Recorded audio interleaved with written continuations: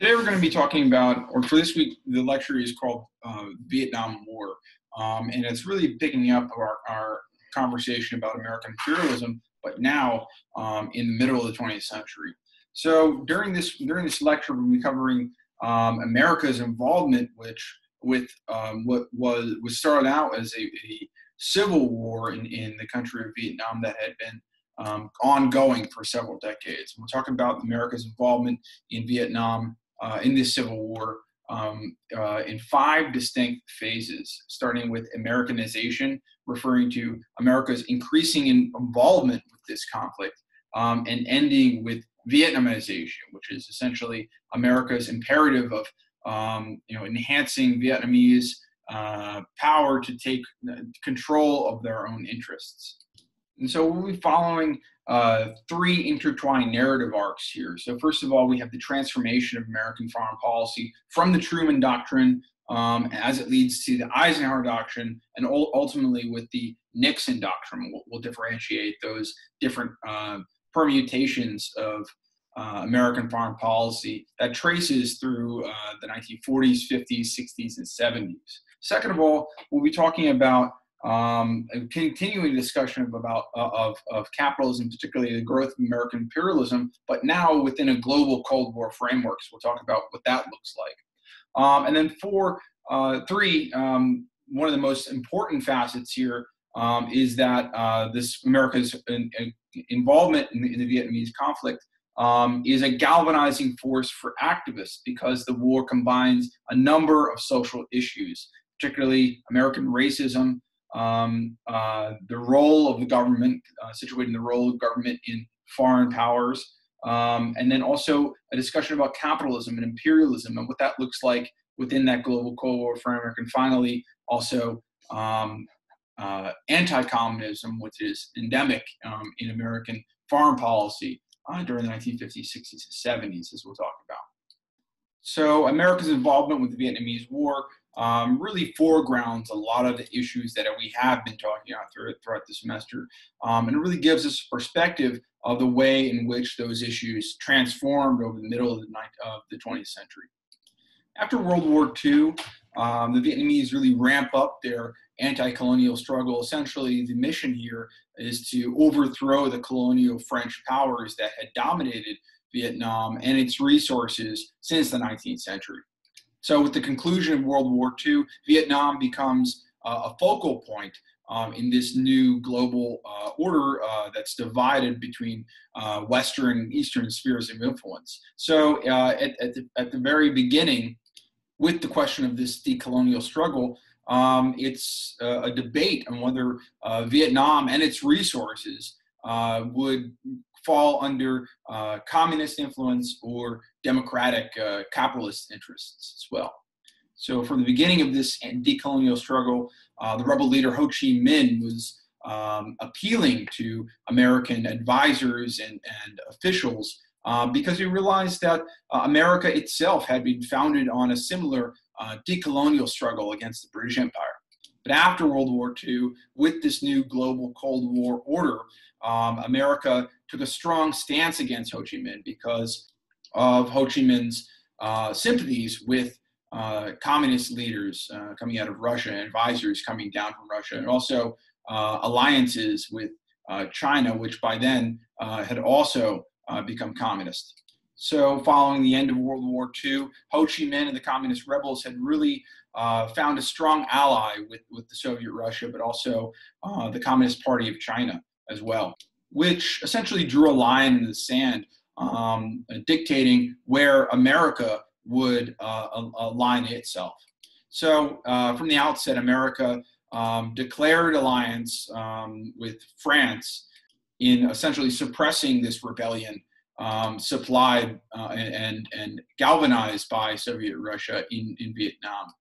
After World War II, there had already been about 300 advisors stationed in various bases in French military installations in Vietnam. But by 1954, the United States dispatches several more, paying for at least 78% of the war cost of the French military during that time, and suppressing this decolonial rebellion. So at that time, the French military installations were essentially located in the south, and this was the democratic faction of the Vietnamese government during this time, in direct opposition with the rebellious communist movement in the north. By 1962, it was clear that the U.S. and French-supported President Dien Bien was losing control in the southern regions of Vietnam. And it became clear that the communists had much more mass support of the Vietnamese people than the democratically supported president in the South. During the Eisenhower and the first term of the JFK administrations, U.S. military advisors in Vietnam urged both presidents to send troops, or else the democratic South Vietnamese government would fall to the communists. Neither Eisenhower nor Kennedy, at first at least, was willing to send troops to Vietnam. However, by the end of the 1960s, we see a fundamental transformation of this foreign policy. By 1954, in the Battle of Dien Bien Phu, the communists literally kicked out many of the French officials during that time. And this battle represents the fall of French-controlled Vietnam during this time, creating a vacuum in which American involvement was going to escalate through the 1950s and early 1960s, which leads to our first phase, Americanization. From the outset, the Kennedy administration was very cautious about sending troops, as was the Eisenhower administration. Kennedy in 1962 is quoted saying, "The troops will march in, the bands will play, then we'll be told to send more troops. It's like taking a drink. The effects will wear off, and you'll have to take another." So because of this idea that American involvement in Vietnam would become a slippery slope, which would engender more and more support from U.S. troops and U.S. government, this is the reasons why Kennedy was initially hesitant in issuing troops. But nonetheless, he was willing to send money and aid in the form of advisors at first to the the South Vietnamese government. But quickly, this changed to directly sending military troops to support the South Vietnamese military during this time. Following the pattern established in the Eisenhower administration's new look foreign policy, Kennedy was also willing to send over CIA advisors and CIA consultants who secretly supported the South Vietnamese generals and led a military coup. But many of the same problems persisted, essentially based on lack of support, direct military support, and the communist widespread popularity among the Vietnamese people. Essentially, the United States' goal in this first phase of Americanization was to convince the North Vietnamese that the cost of war was too high by implementing a gradual escalation of American forces in the form of advisors and military aid. Ultimately, this strategy failed. Not only did the North Vietnamese meet escalation with further escalation and support from the Vietnamese allies, but it was the first time the United States grew very war-weary, which we're going to see increase through LBJ's administration and Nixon's first term as well. At the outset of Johnson's presidency, the South Vietnamese government was as unstable as it was under the Kennedy administration. Johnson's cabinet, which included Secretary of Defense Robert McNamara, presented a plan of gradual escalation of troop involvement in Vietnam, which was a policy later known as Americanization. So the goal of Americanization was to, quote, pressure Vietnamese to halt their support of the Viet Cong while limiting domestic opposition. And there are three underlying premises of Americanization. Number one, that the South Vietnamese military was seen by American officials as generally ineffective. Okay.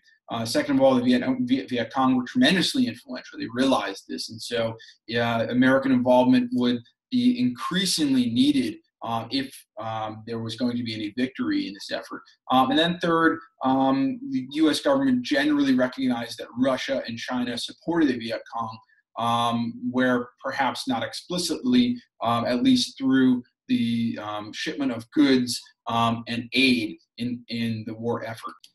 Before Johnson could actually escalate troops, however, he needed approval from Congress. So the Johnson administration was caught in a very precarious situation in which he didn't think that the war was worth fighting, but he didn't think that America could get out once it started.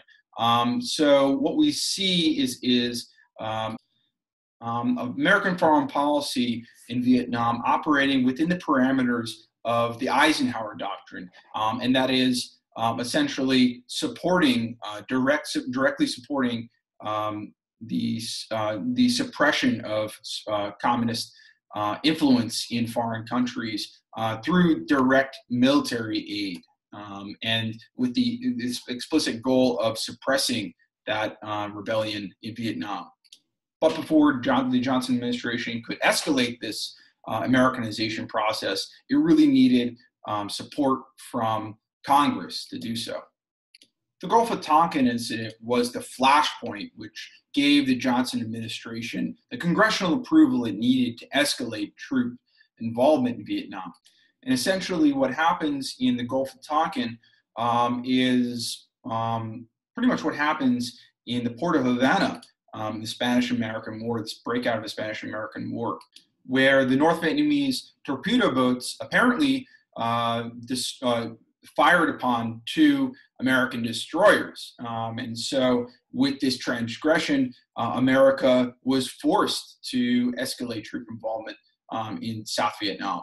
The reality of the situation, just as in the port of Havana at the end of the 19th century, the reality was much more murky than what presidential officials in Johnson's cabinet let on. On August 4th, 1964, experiencing rough seas and poor visibility, radar operations on the Maddox, one of the destroyers, and another destroyer, the C. Turner Joy, concluded that a patrol of boats were making an attack. Confusion followed, and both ships fired wildly at targets shown on their radar screens. However, because of the poor visibility, no actual boats were seen attacking. Nonetheless, Johnson used the Gulf of Tonkin incident as a premise to escalate troops.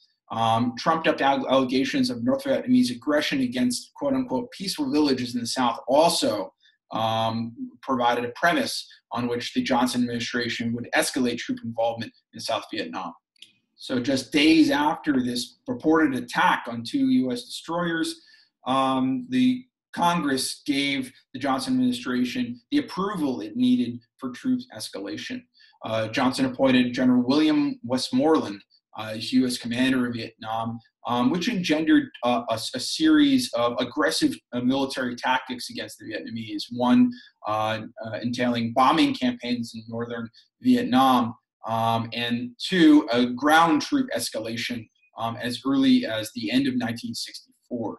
So from the outset, under the Johnson administration, the U.S. military strategy in South Vietnam was essentially search and destroy, search out the enemy, destroy them. And it was supposed to be a war of attrition, meaning that America is willing to throw as much military support and financial support at this war with the goal of exhausting the support of the Vietnamese, who at that time were supported by Communist China and Russia. Ultimately, this first phase of America's involvement in Vietnam ultimately failed. This escalation strategy failed. Instead of reducing its support for the Viet Cong, as the United States predicted in this first phase, North Vietnamese escalated as well, committing units of the North Vietnamese army to fight, more and more units to fight, of course, supported by the Chinese and the Soviets during this time. The bombing campaigns, which General Westmoreland issued, were ineffective. Nearly every target in North Vietnamese had been demolished by 1968, by the beginning of the Nixon administration. But the North Vietnamese continued the struggle nonetheless on the face of these oppressive, devastating bombing campaigns. It seemed that the more the United States combed through the North Vietnamese with multiple bombing campaigns, the more determined the North Vietnamese appeared in the face of all of this. And the backbone of the North Vietnamese military force was the Ho Chi Minh Trail, which was a supply line that fueled the Viet Cong and North Vietnamese forces, cutting through the neighboring countries of Laos and Cambodia to fuel supply lines in South Vietnam. So this first phase of America's involvement in the Vietnam conflict ended in stalemate. And this is a continuing situation that continues through the rest of America's involvement in Vietnam through the 1970s. So both sides, believing victory was possible, committed more and more troops, and both sides prepared for a very, very long war. So if the initial troop surge, escalation of American troops in Vietnam failed, the logical conclusion was to increase that troop surge. And so this brings us to a second phase of America's involvement in the Vietnamese conflict, in which we increased bombing campaigns and increased troop deployment throughout Vietnam. And in response, the North Vietnamese also increased their troop involvement as well. Also, by this time, China and Russia had increased its military and economic support in North Vietnamese. North Vietnamese industrial production was moved underground as a response to the increased bombings during this time. By late 1967, some advisors in Johnson's cabinet recommended a sharp reduction in the war effort, realizing that troop escalation was not changing the situation in Vietnam. Johnson rejected some of the proposals of his advisors, like Robert McNamara, Secretary of Defense, who realized that increasing America's involvement in Vietnam was not going to change anything. McNamara requested that the president espouse a policy of permanent ending of bombing campaigns, realizing that because the North Vietnamese had moved their production facilities underground in an elaborate system of tunnels and bunkers, that nothing was going to change by increasing bombing. So that represents a whole sea change in American foreign policy, at least in the eyes of Secretary of Defense Robert McNamara. Nonetheless, Johnson rejected a lot of McNamara's proposals.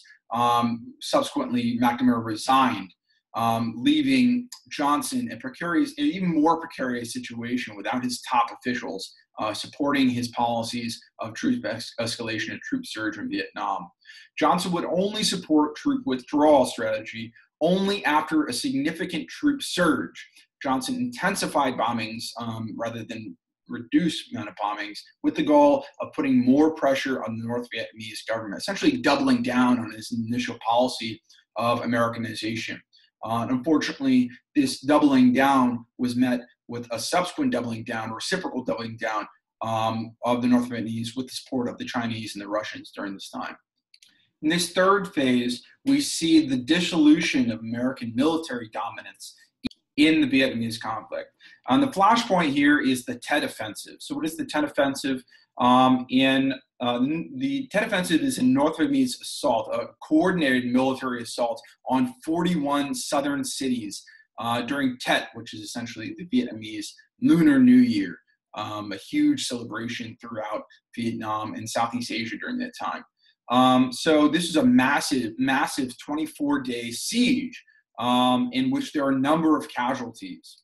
Essentially, this siege was not successful in overthrowing the power of these military installations in South Vietnam, and was ultimately very costly in terms of civilian lives. But what this siege was effective in doing was undermining the Johnson administration's authority of governing and administering this troop surge in South Vietnamese. So news media coverage of the Tet Offensive essentially destroyed the Johnson administration's credibility during this time, showing the American public and most of the world during this time that America's involvement in Vietnam, in this Vietnamese conflict, was actually doing more harm than good ultimately. Photojournalists like Eddie Adams took a number of photos which demonstrated the horrific atrocities that the South Vietnamese were perpetrating on the Vietnamese people as a process of persecuting and weeding out communist infiltration in South Vietnam. And the news media was ultimately successful in transforming American foreign policy during this time, at least for the Johnson administration. So under the pressure of major national news correspondents like Walter Cronkite, who believed, and stated publicly, that the war in Vietnam was unwinnable for the U.S. forces, the Johnson administration's cabinet ultimately capitulated for a policy of withdrawal, which McNamara actually proposed in the beginning. So this policy of withdrawal entailed three components. First of all, place more responsibility on the South Vietnamese, send fewer troops, so a gradual decline in escalation of U.S. troops, and also, in the meantime, seek a diplomatic end to the war in Vietnam. Ultimately, this policy was unsuccessful during the Johnson administration and ultimately was carried on through Nixon and the Nixon administration through the end of the 1960s and the early 1970s. I included this chart, which illustrates American soldiers that were killed during this time. You can see that the average monthly average of American soldiers killed in the Vietnamese conflict peaks around 1968 during the Tet Offensive, and ultimately is a huge force in transforming American foreign policy during this time. When Nixon's administration takes power, the end of 1968, he meets regularly with the Johnson administration, essentially sharing notes on the effectiveness of American involvement in Vietnam and ways in which America can transform their foreign policy initiatives to lead to more positive outcomes, particularly revolving around U.S. involvement in Vietnam. By 1968, Vietnamese conflict had affected the aspects of all aspects of American society and economy. So the ending of the Vietnam War was imperative for American foreign policy, but it was also imperative for American the economic health and also social issues as well. So it's important to realize that the Vietnamese conflict influenced nearly all other issues in American domestic politics as well. For example, the national budget, public and congressional opinion for foreign policy and domestic stability. So when the Nixon administration comes to power in 1968, Nixon needs a solution to the end of the Vietnamese war before he can move ahead on all of the other domestic issues that are taking place in America during this time. And so he realizes that ending the war in Vietnam is imperative to a successful presidency, which is really is the forefront of his policy initiatives during this time. So Nixon's strategy for Vietnam was essentially starting with a gradual troop withdrawal in South Vietnam. The only question was how was the manner in which what was the manner in which we proceed with this gradual de-escalation of American involvement in Vietnam. He wanted to ensure that the South Vietnamese government remained intact and remained strong in opposition to the communist forces, but he also wanted to maintain American credibility internationally. He didn't want to neither Nixon or Johnson wanted to appear as a weak president, especially historically, and neither wanted to be a president to oversee what was considered a military loss during this time. Nixon claimed a nation cannot be great, or it cannot remain great, if it betrays its allies and lets down its friends. So in this way, Nixon wanted to reduce American involvement in Vietnam because it's essentially the public opinion, and he wanted to tarnish the image of his presidency, but also he wanted to maintain dominance in Vietnam, particularly in opposition to these communist forces. Nixon relies heavily on the advice and advisement of Henry Kissinger, who we last saw as one of the Jewish immigrants during World War II, who actually goes back as a intelligence officer fighting for the United States to fight the Nazis in World War II. After World War II, Henry Kissinger makes a name for himself, makes a career as an academic official, and particularly regarding his ideas of American foreign policy. So by the 1950s, late 1950s, becomes a political advisor for foreign policy. And when Nixon assumes power as president in 1968, Nixon appoints Henry Kissinger as first a national security advisor and then Secretary of State, essentially dictating American foreign policy during the Nixon administration, but Kissinger serves as a foreign policy advisor for all subsequent administrations, all the way up until the current administration. So throughout the rest of the 19th century and the first decades of the 21st century, Henry Kissinger remains a huge political actor, a historical actor in dictating and shaping American foreign policy. First with regards to Vietnam, but then with other subsequent conflicts America is involved with throughout the rest of the 20th century and into the 21st century. So he's a huge player here. And this is his first performance in which he's helping the Nixon administration figure out a way of de-escalating American involvement in Vietnam while maintaining the American credibility internationally. So with the help of Kissinger, the Nixon administration comes up with a policy of Vietnamization, which he calls Vietnamization. And one of the primary sources we have for this week is a speech in which Nixon is unveiling this process of Vietnamization that he's proposing as a national foreign policy initiative. So Vietnamization involves two fundamental premises. First of all, scaling back American involvement in Vietnam by helping Vietnamese forces fight their own war, essentially reversing the policy of Americanization that we saw at the beginning of America's involvement under the Kennedy administration and following up with the Johnson administration. So initially scaling back American involvement in terms of ground troops and essentially immediate withdrawal of 25,000 troops from Vietnam.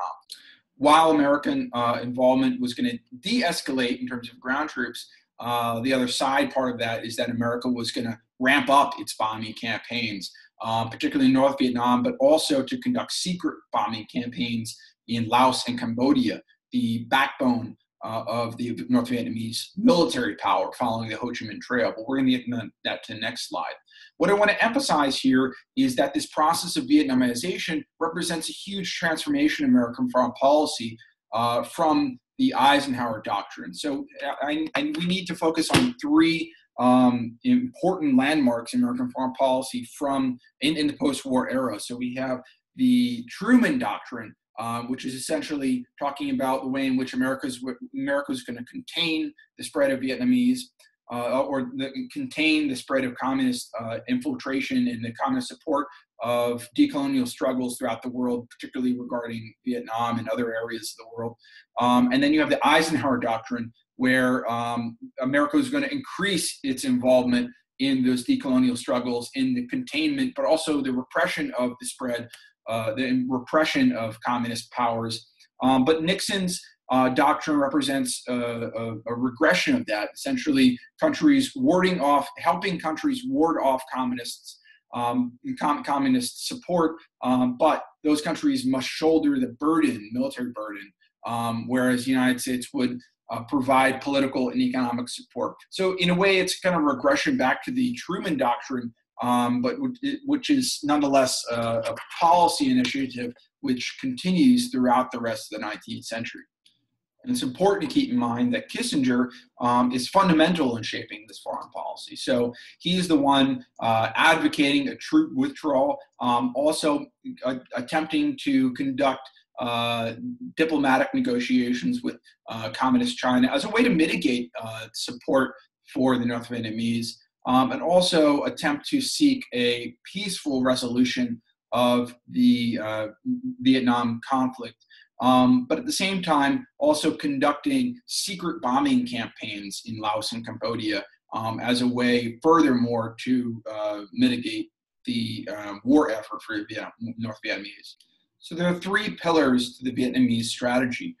First of all, an immediate withdrawal of American forces in Vietnam. Second of all, the seeking diplomatic negotiations to end the war. But the third pillar was Nixon's secret war that wasn't disclosed to the American public, at least at first. So Nixon, Kissinger encouraged Russia and China to reduce support in Vietnamese, but they also expanded bombing campaigns in Cambodia and Laos and North Vietnamese North Vietnam, essentially targeting that Ho Chi Minh Trail, that major supply line, which is fueling the North Vietnamese efforts in South Vietnam. Nixon ordered troops to cross the Cambodia to destroy bases and supply areas. Essentially 80,000 American and South Vietnamese troops. So these secret attacks and communist sanctuaries inside Cambodia remained secret, a secret operation that wasn't disclosed to American public, beginning in March 1969, with the Air Force records being falsified to aid in the official denials of stories about such strikes. The intense air assaults, was part of a madman strategy, essentially with the goal of reducing the willingness for the North Vietnamese to carry on their military campaigns in South Vietnam. So nonetheless, the North Vietnamese remained undeterred, and the North Vietnamese essentially believed that the victory was only a matter of patiently waiting until the American public was fed up with the Nixon administration's support of the Vietnamese conflict. And this was essentially ending in a stalemate that we saw in the previous two administrations. In 1971, this Nixon secret war was exposed by CIA contractor Daniel Ellsberg in a series of publications that he leaked to major news sources like the New York Times. So he leaks classified documents from the Pentagon, which exposed all of the lies that Nixon, but also the Johnson and Kennedy administrations had been perpetrating in this secret war to end the Vietnamese conflict by conducting military campaigns in countries that were not at war. And the leak of the Pentagon Papers only fueled the American people's rejection of America's involvement in the Vietnamese conflict. So that by the end of 1972, public opinion polls represented that 2/3 of American people wanted to end the Vietnamese War, which only fueled the Nixon administration's efforts to ramp up bombings to end the war as soon as possible. So this slide has a chart representing the number of ordnance, essentially the bombing campaigns that the U.S. military conducted in Vietnam, but also Cambodia and Laos during this time. And you can see a sharp increase by the end of 1973, representing this intensification of the bombing campaigns during the Nixon administration. So with their cities under almost continuous air attacks, the North Vietnamese ultimately became more flexible in negotiations. But nonetheless, these bombing campaigns decimated the Vietnamese and Cambodia, North Vietnamese civilian population, but also the civilian populations in Cambodia and Laos as well.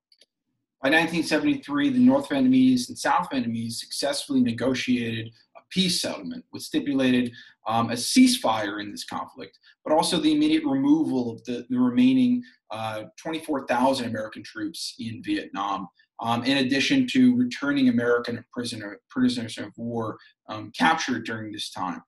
And this settlement was ultimately brokered by Nixon and Kissinger working together, and Kissinger was congratulated with the Nobel Peace Prize for successfully negotiating this war, an end to the American conflict in Vietnam. By fall 1973, U.S. Congress cut aid to the South Vietnam in the War Powers Act, which prevented the president from committing U.S. troops without authorization of Congress, essentially undermining the authority established by the presidency since the Johnson administration. By March and April 1975, the South Vietnamese government crumbled. North Vietnamese forces entered Saigon, and the last U.S. forces evacuated by a helicopter from the roof of the American embassy there in a chaotic end to American involvement in Vietnam during that time.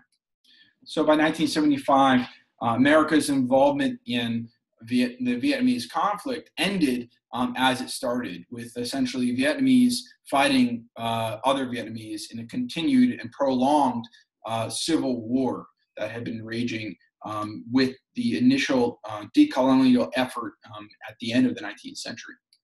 But this whole lecture and this story about America's involvement in Vietnam and the Vietnamese conflict is really important for setting up our next week's lecture, which is about activism, protest movements in the 1960s in America during this time, because the Vietnamese conflict represented, a huge galvanizing force for activists because it combined so many different social issues in America during this time, including discrimination, including also the civil rights movement, Black Power movement, also the role of imperialism in American democracy during this time, but also represents a transformation of American foreign policy from the Truman Doctrine to the Nixon Doctrine. And we see that transforming throughout American foreign policy since then, since the end of the Vietnam War during that time.